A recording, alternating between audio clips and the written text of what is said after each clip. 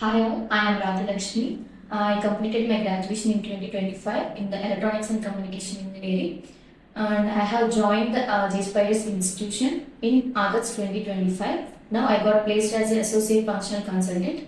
I want to contribute this success to my Jspiders institution because they guided me in all the ways for the recruitment to the in the recruitment process, and the whole journey where I have joined and got placed. This education was helped me a lot.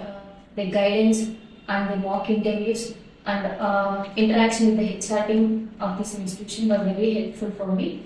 And now I stand in the position where I, with the confidence, this is all about the institution.